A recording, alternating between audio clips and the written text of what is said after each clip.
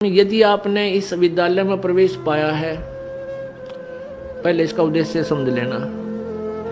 इस विद्यालय का उद्देश्य है आपका यहाँ जन्म मृत्यु से सदा के लिए झंझट छुटवा देना और सतलोक में वहां भेज देना जहां कभी दुख नहीं, कभी मृत्यु नहीं, कोई रोग नहीं, कोई कोड नहीं, कोई आपदा नहीं आती, किसी चीज का अभाव नहीं, जहां हम पहले रहते थे।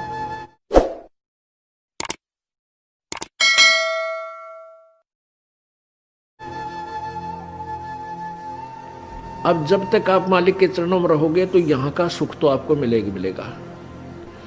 आपके भाग्य में ना होगा तो भी दाता आपको देगा। ये दयालु है, ये समर्थ है, इसके पास फुल पावर है। और फिर आपकी मृत्यु तो होगी, क्योंकि यहाँ तो कोई रह ही नहीं सकता। इस मिट्टी के खिलौनों में कितने दिन रह सकता है?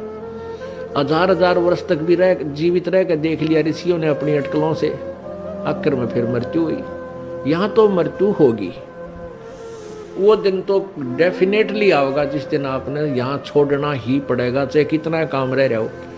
आज जो स्थिति आपकी है, यदि आप इसको अभी से सेट करके चलोगे कि परमात्मा आपकी इच्छा कभी ले चलियो, यदि आपने मोक्ष उद्देश्य रखना है, उसमें फिर अग्रम नहीं रखनी कि यू काम रह गया, ऐसा नहीं हुआ, भगवान इतना और हो जाता फिर काम बने नहीं।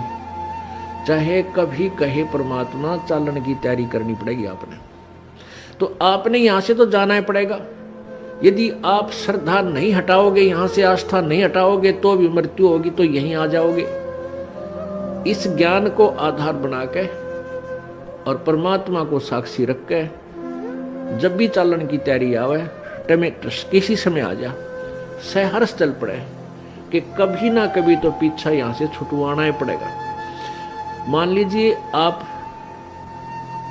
परमात्मा के मार्ग पर लगे हुए हो और आपके साथ कोई ऐसी घटना, वैसे तो मालिक घटना नहीं देता जल्दी सी, वो भी आपकी कोई त्रुटि होगी या परमात्मा की कोई और रजा होगी, उसमें वो आपके हित में ही होगी। जैसे जिसको हम अकाल मौत कहते हैं, तो यहाँ पहले तो अकाल मौत आपकी होगी नहीं, और होगी तो घनी आपके ऊपर मेहर होगी, कोई विशेष कृपा होगी, या आपका नाम टूट चुका हो। प्रथम तो अकाल मृत्यु होगी नहीं इस मालिक के चरणों में आने के बाद। इसके हाथ में है मासा घटे ना चल बढ़े, विधना लिखे जो लेख, और सच्चा सतगुरु मेट कर ऊपर मार दे बेख। ये वो परमात्मा है जिस लिखे हुए लेख को, प्रारब्ध को कोई भी चेंज नहीं कर सकता। ये परमेश्वर कबीर देव उसको चेंज कर सकता, उस भाग्य को बदल सकता है।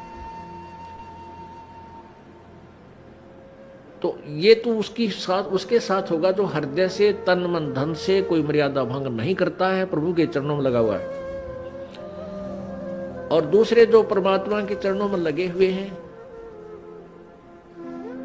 और परमात्मा की कुछ और रजा है कि कई कारण हो जाते हैं पुण्यात्माओं, तो उसको ऐसे अकाल मौत, वो स्वयं ही अकाल मौत मृत्यु करेगा उसकी,